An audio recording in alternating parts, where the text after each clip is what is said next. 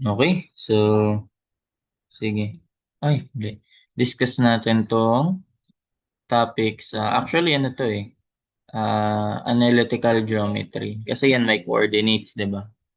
Analytic geometry yan ang part. The area by coordinate method or tinatawag ding shoelace method. Kasi literal parang shoelace siya, nagsisintas ng sapatos. That is a way to compute the area of an irregular shape. So kapag di mo siya na siya masolve, di na siya regular polygon, di ba? Irregular polygon na siya. Mas maganda tong way na to. Then given din yung coordinates. When you know the coordinates of its boundary points. So this is a method of finding area using coordinates x, y of the corners or vertices of a polygon. So ayan, given yung mga vertices. Kung di given yan, ayun, pangit to gamitin. Okay, dapat given lahat. Or pwede rin given yung total area tapos may unknown na coordinate. Pwede yun. Okay, shift solve yun. Then instead of dividing the shape into triangles or rectangles kasi sobrang tedious nun, so you are going to first list the coordinates. So, ayan. Then multiply diagonally, then subtract, then divide by 2. Actually, itong multiply diagonally, then subtract, ito yung ito yung same sa pagkuha ng determinant, di ba? So, pwede mo gamitan ng ano to. Kaya ganito yung symbol niya, vertical line lang. Kasi ganyan din yung ginagamit natin for determinants. Okay, parang determinants lang siya, then may scalar lang sa labas, 1/2. Parang base times height din. Tandaan mo sa triangle, 1/2 base times height, di ba? So, ganun din to. Base times height din to. Tapos summation lang siya. Kaya ito yung minumultiply natin. Ang minumultiply natin ay itong pa-diagonal. Sinabi yun, di ba? Multiply diagonally. For example, ito. Wait lang. Oh, wala. Wala pa. Bakit biglang nawawala? Makasyadong maliit. So ito, x1, y1, and x1, y2 rather, x2, y3, x3, y4, x4, y5, x5, y6, x6, y1. So ayan. 2, 3, 4, 5, 6. Di ba? Yan yun, di ba? Sige. Hindi ko na lang bubarahin. Gagawin ko na lang blue tong minus nun. Baliktad pala, no? Plus yung blue. So, x2, y1, ayan. x2, y1, minus na yan lahat. x3, y2, or y2, x3, y3, x4, then y5, y4, x5 pa pala, y5, x6, then y6, x1. Babalik ka sa x1 kasi actually kapag nilist mo yan, tanggalin ko lang ulit, no? Actually, ganito lang talaga yan. Hanggang dito lang talaga yan sa 6 kasi yan lang yung coordinates mo eh. Hanggang 6-sided lang, 6 vertices din yan. Eh, saan ba yung una? Oops. Saan ba yung una? So, dito pala nag-umpisa. 1, then 2, then 3, 4, 5, 6. So, pa-counterclockwise ka, no? So, ayan. May isa dyan na rotation, counterclockwise or clockwise, magiging negative lang yung sagot. Kaya, madalas, ginagawa na lang absolute value para kahit anong rotation ka. Pwede. So, ayun lang.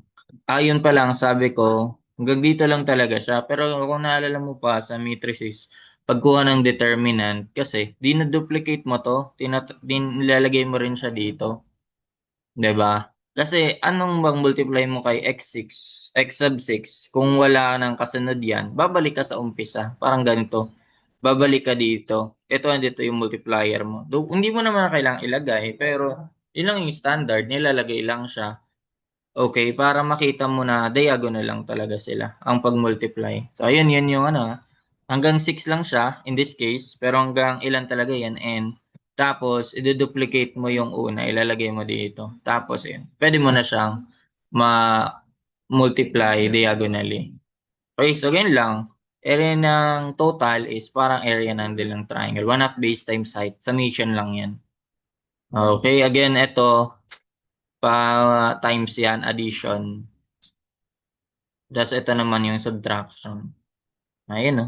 Actually, pwede mo i-factor out yan eh.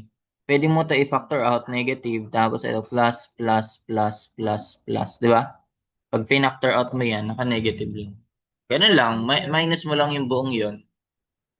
Ganun lang. Ito may sample problem.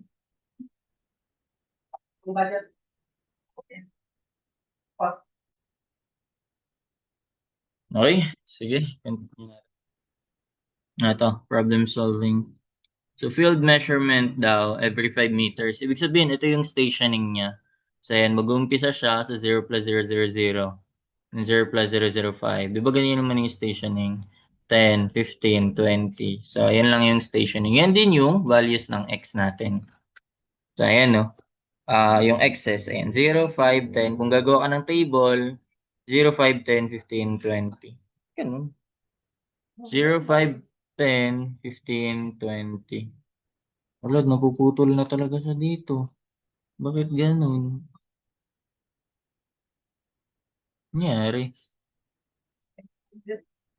Ayun. So, syempre, yung mga points, ito may legend tayo. Ito, measured points. Ito, A, B, C, D, E. Ganun yung pagpangalan. Tama ba? Okay. A, B, C, D, E. Ayan yun. Tapos yung stationing, nauna na. Then yung offsets. Yung offset dito, naka-right or left. Pero sa case natin, ito, yung view natin, naka-up down siya, upward downward. Ibig sabihin, yung naka-right offset, yun yung positive. Yun yung upward. Di ba? Yung right positive. Hindi ko alam bakit right left ginamit. Kasi kapag tinagilid mo dito kang view, ito yung right, di ba? Ito yung left. Hindi ko alam. Ba't ganun? Okay, baka it has something to do with yung leveling, no? Pero ito lang naman yung ano dyan, importante dyan. Alam mo yung sign. O, positive yan nasa taas. O kaya ito, 3 meters upward. Yan, 3 meters. O itong sa B ay 2.5 upward din, 2.5. Sa C, bababa ka ng 1.8. Yung L naman. Sa D, bababa ka ulit ng 2 meters naman. And sa E, aangat ka ng 3.2. So therefore, ang coordinate niyan, x, y, 0, 3, 5, 25, 10, negative 1.8, 15, negative 2, and 20, 3.2. Oh, yan, meron ka ng x and y coordinates, no? So, ito na, ipa-plot mo siya. Ito lang yung importante dito eh. Dapat, alam mo, yung sequence niya talaga, either clockwise man or counterclockwise. Okay, ganun yung rule lang dyan sa area by coordinates. Sige, kung ipa-plot natin ito for 0, 30, so syempre nasa x-axis lang yan. Actually, dito talaga dapat yan, no? 0, di ba? 0 yan, no? Dito lang yan. Pero baka ito yung tinukoy niyang y-axis pala. 0 yung x eh. O, tama. So, nasa y-axis lang siya. 0, 3. Again, dito yan sa dapat yan. AI ba to? Parang AI to. Joke lang. Hindi ko alam. Saan kinuha yun ng prof nyo? So, ayun. 0, 3. O, sa B ay 5, 2.5. So, 5x 2.5. So, mas mababa siya. Ayan na. Mamaya na natin yan i-connect, no? Tapos, meron tayong pang C. Ang C na sunod natin ay biglang lumayo. 10, negative 1.8. So, 10, baba. So, ito na yan. A, B, C. Ang D natin, 15, negative o baba rin. 15, baba, 2. And ang E natin ay 20, 3.2. 20, 3.2 ito. So, nagtaka lang ako, ano to? Kaya nasabi kong AI eh. May naliligaw. Kaya napapansin ko kapag AI yung gawa eh. Ala, may AI na. So ito, pwede kang mag-start dito A, B, C, D, E, A. Ano, A, B, C, D, E, A. So dapat, ayun, anong rotation yan? So that is clockwise. So ganun dapat. So ang nangyari, hindi nasunod ang A, B, C, D. Ang nangyari, A, B, E, kasi dapat ano ka eh, clockwise ka lang eh. A, B, tapos E, tapos D, tapos C. Ganun ang nangyari. Tapos E, kasi di pwedeng magko-cross yan. Di pwedeng ganito. A, B, tapos C, tapos D, tapos E, tapos balik kay A. Ano naman, A, B, C, D, basta ano, pa-clockwise ang ikot niya sa kanya. No? So ito, unahin mo muna yung first, tapos bababa ka. Parang ano, quadrant 1, 2, 3, 4. So ganun yung computation kapag ganyan. Okay? Kasi hindi nasunod eh. Ang ginawa mo, Ano ba ginawa mo dito? Parang pag ganito ka. Left to right ka rin. Left to right, left to right, left to right, then balik na right to left. O, ganyan yung mabubong mo kapag ABCD, di ba? Pero ang tama dito, sige. Ano nga ba magiging values na, no? Sige, check natin, no? Yun na lang, check na lang natin yung value. A, B, wala yan dito eh. Sige, so gawin natin. Solve na lang din natin. So, red and blue nga ako. Magre-red ako dito. A to B. Tapos, yung una ko munang sinabi. Tapos, B to E. E to D. D to C. Tapos, balik ka. Wala naman kasi to, di ba? Wala talaga to. Daming wala dito. Tapos, A, B, E, D, C. Balik ka na. Ganun siya. No? Okay. So, sige. Try natin yan. Ayan. Pwede mo na siya isulat as ganito. Area total is equal to 1/2. Tapos, ganito na agad. Alam mo na yun. X1, Y1. Ganyan lang naman siya. X1, Y1. Huwag mo na kabisaduhin to formula na to. Maintindihan mo yan once na nagets mo na yung concept, no? Okay, so ano tayo? A, B, tas E, tapos D, tapos C. Yun lang naman eh. A, B, C, D, E lang, di ba? Wala naman sinabi yung ibang points, di ba? Wala tayong pake doon sa ibang points. Oh. So A muna tayo, X, Y. So that's 0, 3. Okay, 0 tos 3. Yan yun, X1, Y1. Di ba ganyan yung pagsula? X1, Y1, X2, Y2, so on, so forth. Okay, so 0, 3, tapos yung B ay 5, 2.5. Wala siyang over ha, hindi siya fraction, 2.5. Tapos sunod, E ay 23.2. Ang D ay yan, 15, -2. 15 and -2. Tapos 10, -8. -1.8. Tama no? Then balik ka na sa A. Ba't kasi sinama pa tong 0? Nagsama. Wala naman sinabi na nag-start sa 0, di ba? Wala. 0. Ang 0 ay, ito na agad. Mali talaga to eh. AI kasi to eh. Feel ko AI to. Daming mali. Kaya ako mag-AI eh. So, ayun. 0, 3, tapos 5, 2.5, 23.2, 15, -2, then 10, -1.8. So, ayun. Then, babalik natin yung 0, 3. Balik tayo sa una. Kasi kinonect mo siya, di ba? Ayun yun, para pang sarado. Wait lang, nawala ako. 0, tapos 3. Okay, so ayan. Okay, pwede na natin erekta sa calcio yan eh. So, ano lang, multiply mo lang. So, pwede mo na siya isulat as 1/2. Tapos, pwede mo na gawin ganito, A minus B. Di ba? Ito yung A, yung mga, ito, times, times, times, times. Tapos yung B, naka-minus naman yan. Sum mo lang lahat. Ito, 0 times 2.5. Times ko pa ba? 0 times 2.5 lang naman eh. Plus 5 times 3.2. Plus 20 times -2. Plus 20 -2. And then 15 -8. Parang ano siya, no? 15 times, wait. 20 -2, 15 -1.8 plus 10 times 3. Tama, di ba? Double check mo nga. Ay, di ko pala mabalikan kapag ganito. Nahirap balik ka sa umpisa. Yung pagka-right mo lang, balik ka sa umpisa. Kailangan mo talaga left. 0 times 5 times 3.2 plus 20 times -2 plus 1.5. 15 times -1.8 times 3. Then, yun na.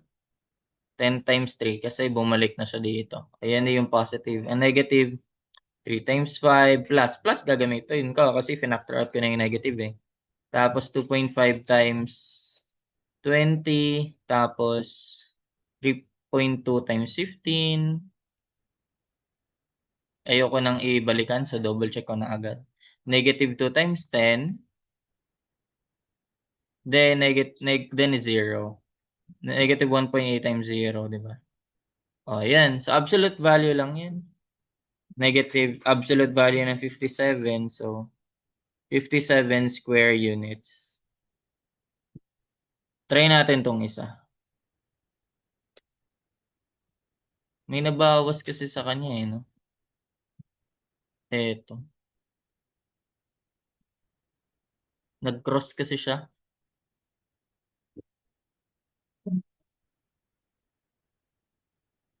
Okay. So, next tayo. Area. And so, 1/2. Tapos, ito naman yung gagamitin natin na pagkasunod-sunod. A, B, sinunod natin. C, tapos D, tapos E, tapos balik. Eh, di ibig sabihin, C, D, E, D, E, tapos balik kay A. O, ganyan. So, sama pa rin naman kasi clockwise, lang counterclockwise pa rin naman, di ba? Isang direction pa rin naman siya. So, sige. We'll see, no? 0, 3. Tapos, ang B ay 3, ito pala, meron pala dito. 5, 2.5. Tapos, nag-C ka na, 10, negative 1.8. Tapos, ang sunod, nag-D ka, 15, negative 2. Tapos, nag-E ka, 23.2. And then, balik ka sa 0, 3. Mm. Okay, so ganun pa rin, 1/2 AB. So, ito, ano ba yun ako kanina? Ito mga pababa yung positive, no? 0 muna plus 5 times 1 or 5 times negative 1.8 plus 10 times negative 2, 15 times 3.2 plus 20 times 3. Okay? Then yung B natin, 5 times 3, 15 minus, plus lahat yan kasi naka-minus yung ano eh. 2.5 times 10, 25. Inoperational talaga. Negative 1.8 times 15. Tapos, tingin pala ng position to, no? A, B, C, D, tas ED. EDC. Oo nga na.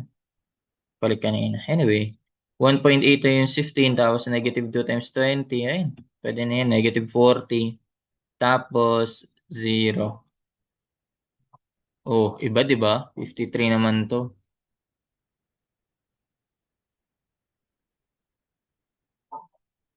Oh, alin yung mas tama dyan? A, B, C, D, E. Ang ano nga kasi doon is unahin mo muna lahat yung sa isang axis nga. Isang quadrant. Yan, ah. Quadrant 1 ka muna. Tapos 2. Parang 1, 2, 3, 4. Ganun. Skip mo lang kung wala doon yung iba. Kung may missing sa apat na quadrant. So ito, quadrant parang 1 and 2 lang. Diba? Ay, 1 and 4 rather. 1 and 4. 1, 2, 3, 4. So ayun, ganun. Ito yung gamit natin. Area, ito yung una, di ba? Ito yung gagamitin natin. Nama, 1, E, B, E, tapos D, tapos C. So, wala namang solution kasi dito, eh, no? Walang nilagay. Okay, ito may solution. Okay, ito. Check natin to. Okay, so continuing, ito na tayo sa ito ay pang surveying na talaga. Doon na kasi. Surveying din naman to, no? Pero ito, so given the following field notes, ganito yung minsan, lumabas na din to sa board exam, itong cross-section notes, field notes. Yan. So compute the volume by end area method. Oops, sige, discuss natin. Dali lang naman to. Trapezoid lang naman to. Pero discuss natin yun, no? area muna sa ngayon, tapos mamaya volume. Siguro, discuss ko muna yung area nito. Tapos, introhan ko yung end area method, no? Saka tayo magsa volume. Actually, complicated na pala to eh, no? O sige, if the roadbed is 10 meters, so yan, discuss natin yun. So kung ang roadbed is 10 meters daw, so dapat meron kang from the center. So kung idodraw mo yan, ganito yan sa cross-section, no? Discuss natin to kasi minsan di naman talaga binibigay ito agad eh. Ito lang binibigay, yung cross-section. So, ano gagawin? Paano mo siya i-interpret, 'di ba? So, ito yung center line. Ang pangalanan natin yan, C for center line. Ito, ano to? C ba yan? Basta ganyan yung center line. Huwag lang C kasi ginagamit yun sa volume eh, no? Yung C and D, huwag tayo gumamit ng ganong letters. So, ibig sabihin, 5 meters to the left, 5 meters then to the right. Ayan yung road. So, ayan, 5 or -5 plus +5. So, ito na yan, -5, +5. Ibig sabihin, ito yung road natin. 'Di ba? So ito yung ano eh, ito yung initial surface niya. Okay, yun yung initial profile niya. So ibig sabihin, kailangan nating i-cut 'to para magawa yung road. And then i-fill tong part na 'to. Ganun lang. Yun yung cut and fill, 'di ba? So kailangan ika-cut mo 'to kaya yan yung ika-cut natin para mabuo mo tong road na 'to, roadbed na 'to. Ganun lang. Okay, so meron ka na -5, 5, 'di ba? So ito na yun eh. Ito na yan, meron ka ng distance na yan. Tanggalin ko na to. And then, itong given na cross-section notes, ang pag-interpret naman nito no, is ganito. Ito may binigay na hinto. Yung nasa taas, offset. Actually, pwedeng baliktad yan ha. Makikita mo naman yan kung magbe-base ka sa ano eh, no? Pwede mo mag-base rito sa, wait lang, nasan ba yung gitna? Ang zero ay, ayun. So, sige, discuss muna natin to. Itong offset, ayun yung horizontal distance niya. So, ito yung ano, dito magbabase doon sa roadbed. Ang elevation, yun yung height, 'di ba? So, kung ito yung, ano mo, +1.5 +2, may kita mo naman saan siya nagdali, no? Actually, 9.5, ba't walang mga ano dito? Walang negative, no? Dapat negative na yung isa dyan eh. 9.5. Eh, no? Negative, oh. Di mo masabi. Okay. Ito lang yung nilagyan ng positive, oh. So, ibig sabihin, itong buong to, negative to. Ayun, minsan, inaspot mo rin siya, eh, no? Titignan mo kung parang may ginagawa lang na ano dyan, parang standard or sign convention. O, dito lang naglagay yung positive. So, lahat ng to the right niya, positive na. O, ganyan siya interpret. Plus, tapos plus. Pero yung iba naman dapat may sign talaga yun eh, no? So, ibig sabihin, 2 dito, -2, bakit para ano? 1.5. So, galing ka sa center line, tama nga. Ayan galing ka sa center line, actually, -2 tapos +1.5. Okay. So, hindi dito nilagay. Ito. Ito yung ginawang center line. Ayan. Kasi minsan, hindi naman, wala namang blanco dito eh, no? Yung center line siya. Pwede rin naman to. Yung isa, -1.5. Sige, dito tayo mag-base ng sign convention. Kung saan, di naman ganito sa ano sa board exam eh, no? Or sa mga CRF. Pero ito, yung walang nakalagay na elevation, nandun yung center line. Nandiyan. Yung nasa line yung walang nakalagay na elevation sa baba. Ayun yung center line. So, ito yung center line niya, 1.5. Yan yung offset niya. Okay? Ito ba yung ginamit? Center line. Kasi 5 meters. So 5 meters. Then 5 meters din. 5 meters din dito. Ayun. Again, yun yung second convention dito kung anong reference man to. Okay, kasi kailangan meron talagang ganyan eh, no? May sarili-sariling sign convention yun bawat reference problem. Okay. So, ayan, offset niyan 1.5. Actually, hindi yan yung ano. Ba't naging ano? 0, 1.5, 2, 4.5, 9.5,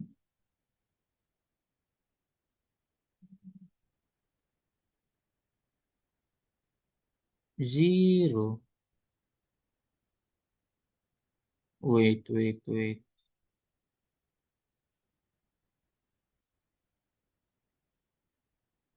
Okay.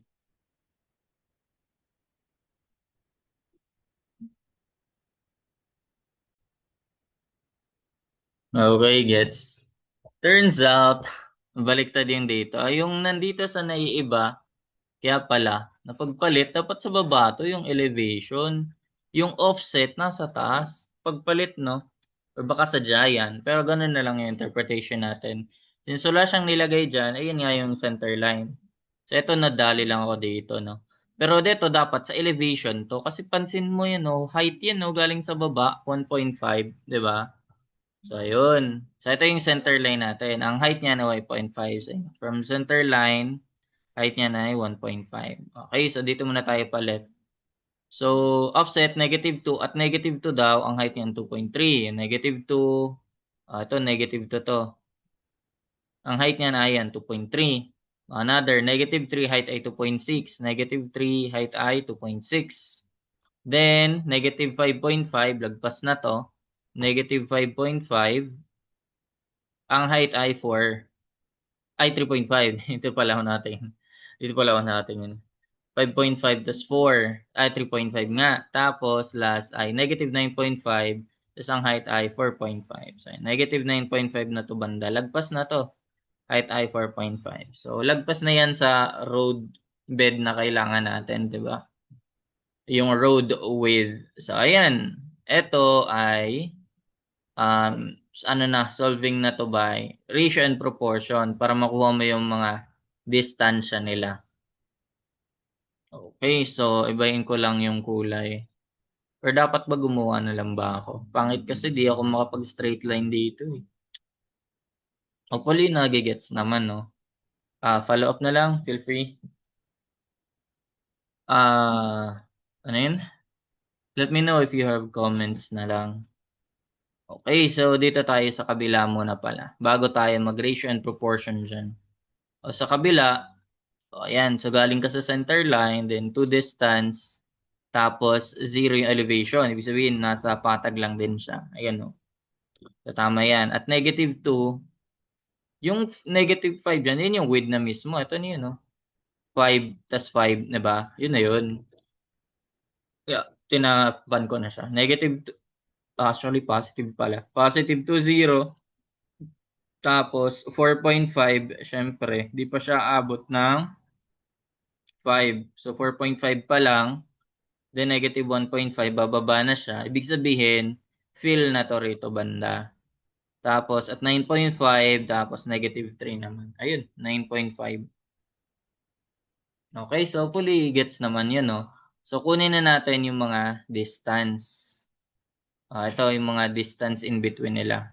So, given na 5.5 to 4.5, obviously, this will be 4. 5.5 plus 4, diba? So, that's 9.5. And 4 to.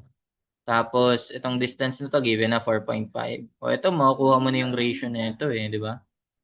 Makukuha mo na yung ratio. Ang goal mo kasi dito ay yung ano lang naman, actually coordinates nga lang kailangan mo, di ba?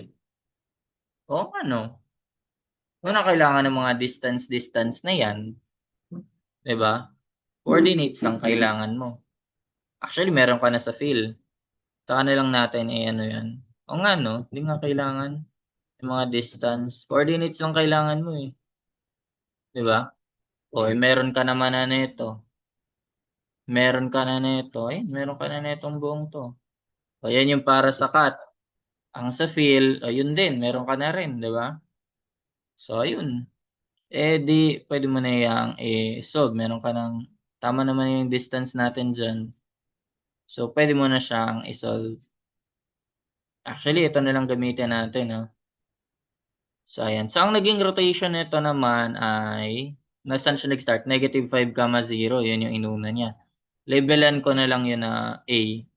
Negative 5, 0. Ito, nag-A siya. Ito una. Tapos, ang sinunod niya ay 2, 0. 2, 0. Nasaan yun? Ito. So, yun nga. Ibig sabihin pa, counterclockwise nga siya. Na 2, 0. Tapos 0, 1.5. Diba? Tapos negative 2, 2.3. Then negative 3, 2.6. Then negative 5.5, 3.5. Negative 9.5, 4.5. And balik ka, negative 5, 0. O ayun, kaya na yan. Diba? Ito pa rin, 1 half. A minus B. O, ito lang din yun. Ito yung mga positive. Sige, sulat ko yung positive as sa blue. Ito, multiply mo yan, multiply mo yan, multiply mo yan, multiply mo yan, multiply mo yan, multiply mo yan, multiply mo yan. Okay, so that is negative 5 times 0. So plus 0, tas 2 times 1.5, 3. No? Tas 0. Tapos, hindi ko na mental. Negative 2 times 2.6 plus negative 3 times 3.5. Tapos, negative 5.5 times 4.5 ba yun?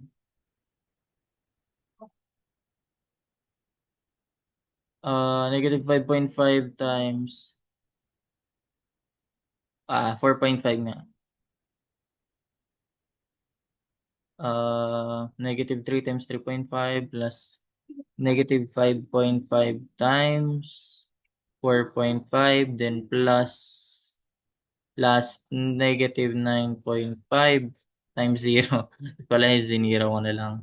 Ito naman yung mga negative. Hmm. Hmm. Hmm. Ito. Ito. Ito. Ito.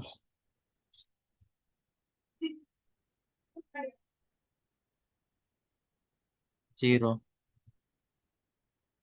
0 plus 3. 5 times 2. 3. 2.3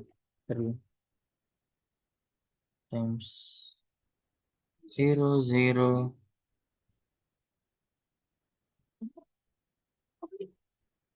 1.5 times negative 2. Tapos 2.3 times negative 3 plus 2.3 negative 3. 2.6 times negative 5.5.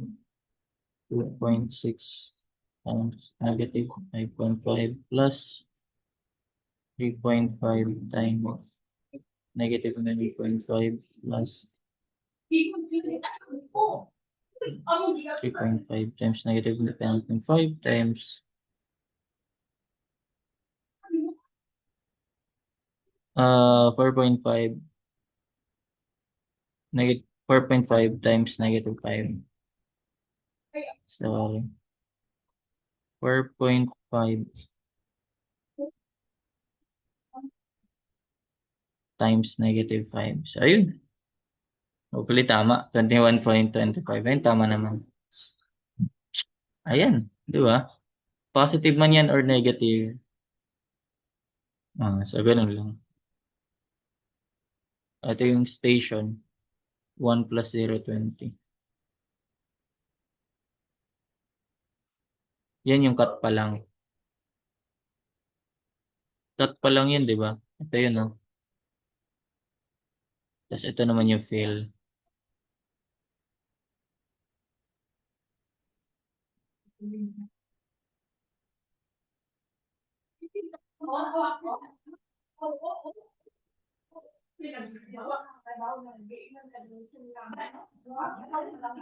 Para sa fill, ito naman.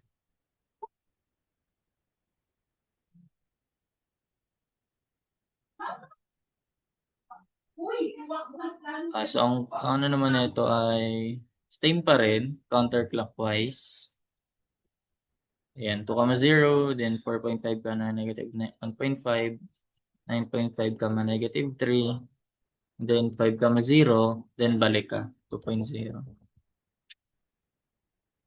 Ayan, ganun lang.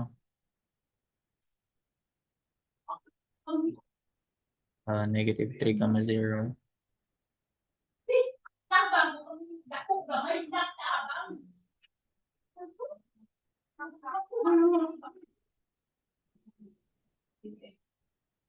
Game.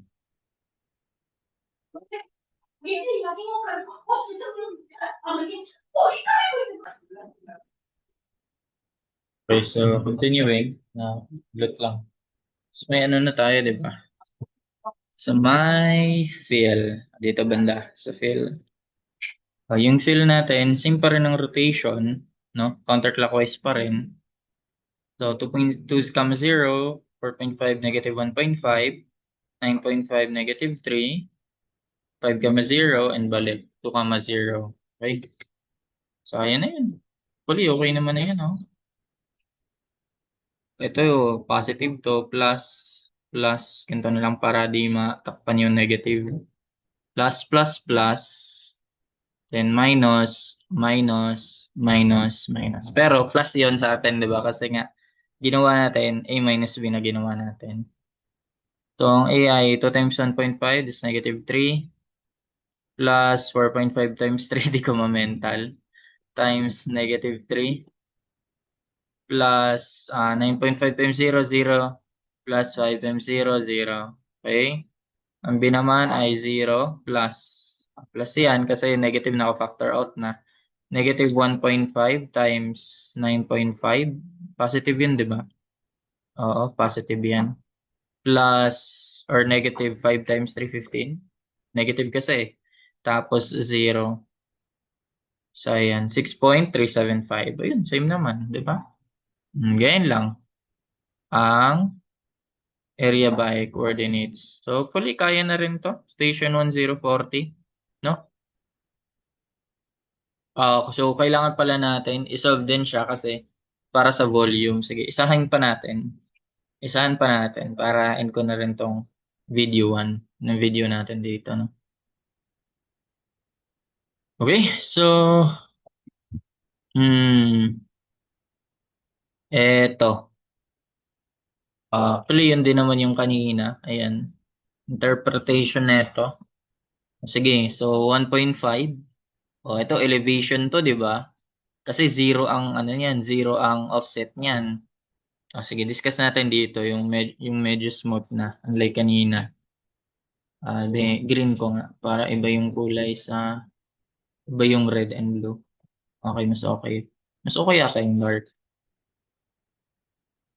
Ayan, ganyan. Okay, so ito yung center line. So, ang elevation niyan ay negative 1.5. So, ayun nga, negative 1.5 baba. Tapos, to the left, 5 meters. To the left, 5 meters. To the left, 5 meters. Then, to the right, 5 meters din. So, ayun na yung width ng roadway. So, ayan. So, ito, offset pa rin to. Offset elevation. Offset, negative pa rin to, di ba? Negative.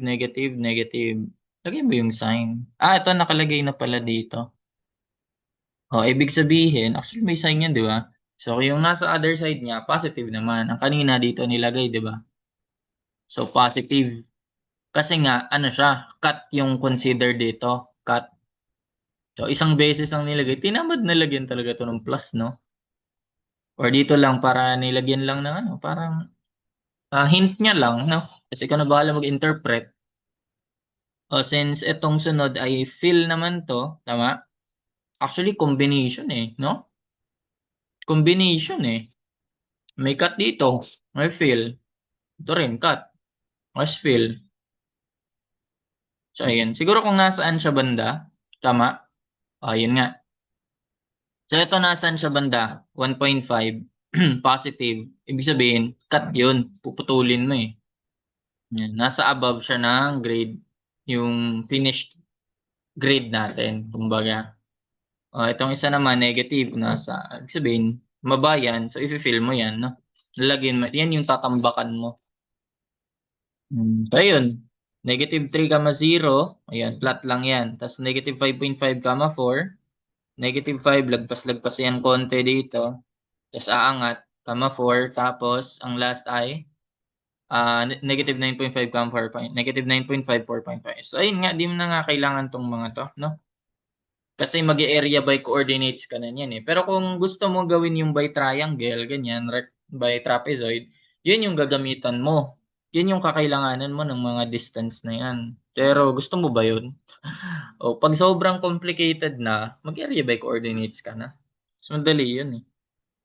Doon din lang naman yan derived. Area ng triangle, kaya 1/2 base times height eh. Di ba? So, ayun. Fully okay na tayo dyan. So, meron na tayong, double check na natin. 3, 0, 5.5, 4, negative 5.5, 4, tapos 9.5, negative 9.5, 4.5. Dito sa right ay 2, 2, negative 1.7, tapos 4.5, 2, ayan, then 9.5, 3. So, syempre, ilalagay mo yung mga ano, bukod dyan, ilalagay mo, hindi ko pala nabanggit yun sa una, no? Kasi walang 5 doon, tama? O wala yung mismong 5. Okay. So, ayun. Isasama mo yung mismong end points ng roadway mo. Okay? Ayan. Yung roadbed, ang term dyan. O roadbed. Roadway. Sasama mo yan. 5, 0, negative 5, 0. Ganun. Ibig sabihin, ito yung part na cut. Ito naman yung part na fill. So ayun. So para sa cut na part, anong ginawa? Nag-start siya sa negative 5, 0 pa rin. Then pag ganito ata yan. Hindi. Counterclockwise pa rin siya. Di ba? Counterclockwise. Pag nag-clockwise ka lang dyan, yun, magne-negative lang yan. Baliktad lang makukuha. Di ba? Negative 5, 0 tapos wait lang. Dito pala ako nakatingin. Negative 5, 0, tas 2, 0, tapos 0, 1.5, negative 2, 2.3, tapos negative 3, 2.6, and then negative 5.5, 3.5, negative 9.5, 4.5, then balik. Negative 5, 0. No? So, ayan. Ayan na. Then, pwede na nating i-calculate yan. Ganun lang din. Same lang din naman yan, no?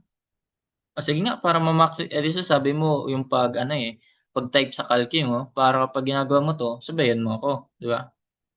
Or pag pinapanood mo to, masasabayan mo ko. Okay, so ngayon natin, ayun, negative yan lagi. I mean, ito yung yung plus times lagi, plus negative 5, 0, tas 2 times 1.5, that's 3 plus 0 plus negative 2 times 2.6. Or para di ka magdoble ng plus minus, tignan mo muna anong sign, negative 1 minus na agad. Tapos 3 times 1, 3.5. Ganun, 3 times 3.5. Tapos, negative ulit, 5.5 times 4.5, di ba? Tapos, huwag muna natin lagyan ng plus. Ito ay 0 na ulit. Kahit huwag na pala lagyan, no? Ang b naman natin ay, ito, 0 times 2, 0 times 0, 1.5 times 2, that's negative 3. Nadoble ko. Pero okay lang yan. Matalino naman itong calco eh. Kaya niya MDAS. Yung rules of integers, positive times negative, that's negative, di ba? So that's negative 3 tapos minus, tanggalin ko na. 2.3 times 3 tapos minus 2.6 times 5.5 tapos 3 negative 3.5 times 9.5 tapos minus 4.5 times 5. Hopefully tama, 21.25. Uy, parang same sa kanina ah. Ay, bonak na. Ito pala yung ginawa ko kanina. Inulit ko lang. Dito na pala tayo. 'Di ba? Ayun o, negative 3, 0, negative 5. Ano yun una? Okay yun pala, negative 5.5 tas 4, negative 9.5 times 3, Times 4.5, tas negative 5, 0, tas balik, negative 3. Okay, mali ako ng tingin. Ulit. So, negative 3 times 4, negative 12. Tapos, negative, kopya, 5.5 times 4.5. Okay, tapos negative, pero may 0 ka, plus 0 na lang. Kahit di mo na nga pala isulat yun, no? Pwede nga, no? Kahit di mo na isulat yan. O, kahit di mo na isulat. End ka na dyan. 0, 0. O, yan yung A. Ang B ay 0 plus 4 times 9.5. Minus pala yun, no? 4 times negative 9.5. Tapos, negative 4.5 times 5. Tapos, 0 ulit. Ayun, 11.875. Eh, tama. O, yung sakat yan. Ang sa fill naman is itong bandang to. So, saan siya nag-start? Dito lagi. Pili ka lang naman saan siya kan ka magsa-start. Okay? Ano yan? Arbitrary point yan. Kahit saan ka pwede magmula. Basta pa-round yun. Round trip ka. So, negative 3, 0. Dito siya nag-umpisa. Tapos pag ganyan ata, 0 times negative 1.5. Ayun. 0, negative 1.5. Tapos 2, negative 7, 1.7. Tapos 4.5, negative 2. 9.5, negative 3. 5.0. Then balik. Ganun lang. No? So, negative ulit.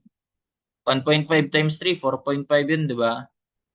So, negative, negative, positive, 4.5. Plus 0, na minus 4. Ito, di ko ma-mental. 4.5 times 3.